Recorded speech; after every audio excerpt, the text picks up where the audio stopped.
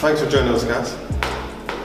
So, can you tell us, like, what is it that you actually do? What would you call it? Because I've seen you climb buildings, different things, but what would you call that? You call that urban exploring and rooftoping, basically. Getting to the pinnacle or close to the point of a tall structure for the thrills. Like recently, when I saw your video, that's when I came across other types of videos that were kind of like that. But yeah. I've never seen a black person doing that. So is that like, I don't know, like how do you feel, like, is it different for you? Are you in a different environment? My mum talks to me about this. She says she's seen these types of videos as well when she's watching mine, like in the recommenders it'll be someone else's. But she's saying they have white privilege to be able to do this. If they get caught by certain authorities, they're gonna get let off on an easier charge. Yeah. For me, I don't really see that, especially climbing in London. Like, it's so diverse. You'll see anyone, you see anyone of any ethnicity or race climbing. So for me, I don't really get affected by that. Yeah. It's when you obviously see climbers that climb in different countries like Russia and Ukraine, like on the roofs where their race is obviously predominantly Caucasian. Yeah. So that's when you see the sort of separation. But for me, climbing in London, I definitely don't see any sort of difference. And how do you choose what to climb? Because I've seen you go to, what is it? Crystal Palace Stadium, yeah, Stamford Bridge, then Tower Bridge. So what makes you choose what to climb? Definitely like the commenters. So if I put a video up, say, I think what was my first stadium video? I think it might have been, I'm not sure, but I uploaded that video and then people were like suggesting, do this, do this, do this. And it's a form factor of where Google Earth is my best friend. Like, I will scout the building, I will see if it's viable, I will Google if they have 24-hour security there, and then depending on what they say, I will attempt the climb basically. What are you going to choose to climb next? Do you have plans for that? Or? I have plans for, I think, the next 3 sort of videos, climbing and exploring. Yeah. I've kind of taken a break from my channel now to focus on exams, okay. But when I'm back, I'm hoping to come back big, possibly the Shard. Not from the outside, but top floor, climb up, structure, then Liverpool sort of stadium for the people that support it. Yeah. Okay. And then abandoned military base, 3 dope videos coming up. Military base, if you get caught, what's the procedure for that? Because I see when you went to Tower Bridge, I don't know, the police came, but you didn't get arrested, did you? No. Like, how does that work? Are you fearful of getting, detained? For me, it's all about research and risk. See, the base that I visited, that I'm going to visit, it's not it's not like a virgin base that someone's visited. There's forums out there that you can go to visit, and then there's people you talk about, like there's other people I know who visited there as well. And the fact that it's abandoned and just been left there, I think the risk of me being caught is low, and it's just about how you carry yourself in certain situations like that. And if you do treat authorities with respect, they give respect back to you. Like, if you lay all your cards out on the table as to why you're there. But again, your point is valid, especially in a place where there's a heightened terror threat. But again, it's all about balancing risk with, can you do it and are you going to do it?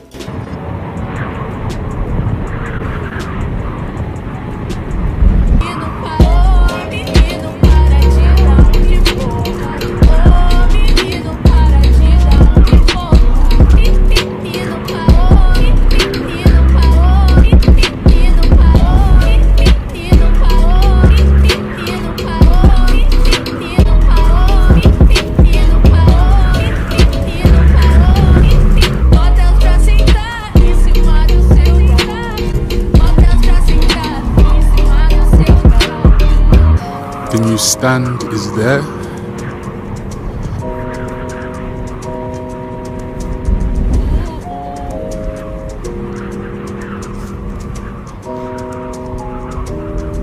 So I saw you on, was it E4? Yeah. What was you doing on E4? Basically, one of their scouts or producers, basically, Antonio Miller, she saw one of my videos and they invited me down for a segment on the Virtually Famous thing where they play 3 different clips and so the panelists kind of guess which one it was. So yeah, they invited me down for that. Okay. Does that come from basically you being on YouTube and you doing what you're doing? Yeah. That's how you got that. So when you started the channel, did you feel like did you have plans for it to become this big? Or did you just literally throw it out there and were surprised by like how many subscribers you get? I didn't plan for it to get big. I put it up for my friends and for myself basically. Alright, so when I started I was in first year of college and I did absolutely nothing. All my extracurricular stopped because I stopped ice hockey. I wasn't doing anything else. I was going home. All I had to look forward to at the end of the day was going home and doing homework, and it's not what I wanted to do. I was getting bored out of my mind and it was repetitive. And the only basically escape for that for me was to go and do something thrilling, was to go out and climb. When it's a Friday, I go out and film on a Saturday. So basically I've got the whole week. And if I'm ever bored, if I'm ever out of my mind, like I'm thinking, I really don't want to do this, I have Saturday to look forward to going out to film. And so I started putting videos up. And then it's when you start getting an audience back from it. It's like, yeah, that's what encouraged me to put more. So I kept putting more content out there. And it just made me sort of happier basically. And so the channel's like kind of grown to what it is now. But again, it's always comes back to me, like I always have something to look forward to. Yeah. Always like have a platform to interact with and people to interact with. So what inspired you to do it in the first place? I'm sure you didn't just get up and say I want to start climbing. So what, is there anyone you looked to that, or is it just something that you was watching and then you decided to do it? What inspired you in the first place? The first thing that made me open up an entire channel without putting any content on it was Casey Neistat, you know, the vlogger. Yeah. I was thinking, okay, he's putting content out there, he's like producing content that people enjoy out there, and he, in his vlogging style, like inspired me a lot. So that's like, I remember I opened up a YouTube channel on, I think, on the same day he uploaded some sort of vlog, I forgot what it was, and then I kept that channel open for I got about a month with like no uploads, and then I came across a video called On the Roofs, and they uploaded, it was ages ago, they uploaded a video like Shanghai Tower basically, 60 million views, them climbing like the unfinished, I think, Shanghai Tower, and they're climbing, and I've always been climbing, like even from young, like, I'll go to visit my granddad in Birmingham, I've been on the roof of his house and stuff like that.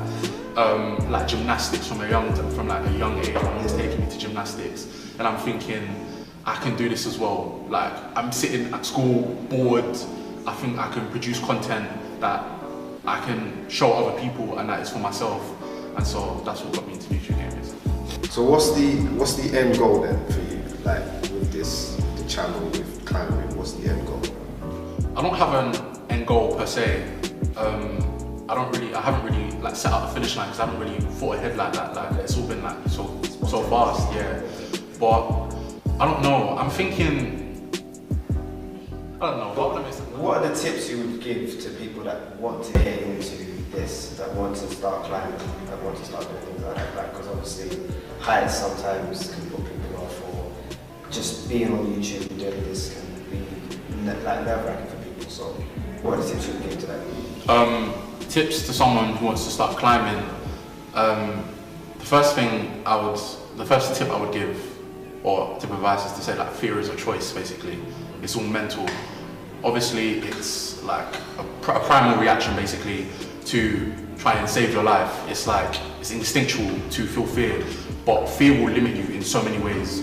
If I feared every time I was trying to climb a building, I wouldn't have the channel I'd have now. You have to push past that fear. You have to be confident in your own abilities, because I'm sure when you're even driving, it's dangerous to drive. Yeah. But obviously, when you first get in that car, you push past that fear, and you're able to it takes you to a destination. Yeah. It's the same thing with the channel. I'm pushing past fear. It takes you to a destination. In terms of tips for starting a YouTube channel, vlog. That's the best. That's the best advice. Vlogging will get past all your fears. Vlogging is the most awkward thing to do. Walking around with a camera, people are looking like you, like, what are you doing? So if you want to start a YouTube channel, if you want to get past fear, if you want to learn how to cope with awkwardness, definitely vlog. Go around with a camera, talking to it, and then everything will just slip away. Okay. Would you consider yourself an entrepreneur? In terms of creating a business model, I wouldn't say not yet. I don't think. Obviously, I've had aspirations to try and sell merchandise, my CassOnline t-shirts, but I announced that I would, but then you have to realize, I had to think to myself that I'm not at a point where I can do that yet. I had to set my priorities straight. It was either sell merchandise and try and make a quick buck, or try and up the ante and get better equipment so I can have a bigger audience. And upon having that bigger audience, then sell merchandise. I have aspirations to be an entrepreneur, but for right now, I'm building towards that. Okay, so that's the lane that you sort of want to go into. Is there anything else that you would like to do in the future as well, aside from maybe, you know, pushing climbing to a higher level and entrepreneurship? Is there anything else that Yeah, so I've always been into like movies and filmmaking. Okay. Like I think like what I produce like every week is like little movies. I take people on a journey, but that's sort of like documentary style, like sort of POV, like the vlogging. I want to get into actually directing real films, real movies, like short movies that I can maybe bring to festivals and get into directing. Okay, that's an interesting area to get into, really, because I think in Britain the film industry is lacking a little bit in terms of like series and things. So that's an interesting area. Are you conscious of how difficult it might be to get into that game? I'm conscious of how difficult it is, but then you have to. But I think that's basically, if I take the sort of route where I'm going to a company or I'm going to someone who specialises in that, I think that it can be difficult. It's when you have to take matters into your own hands. Okay. When you have a camera and you have a microphone and you have actors, no one can stop you from producing a film. If you upload that to the internet, the internet has no race basically. It's like a sea of people. If you're interested, you're interested. Once you upload that and it goes, and it's there for anyone to enjoy basically. That is a movie. So I think that maybe in companies or sort of industries where they'll limit you based on your race or whatever, if you're fit for that role, I think that with the internet, you have endless possibilities. Okay.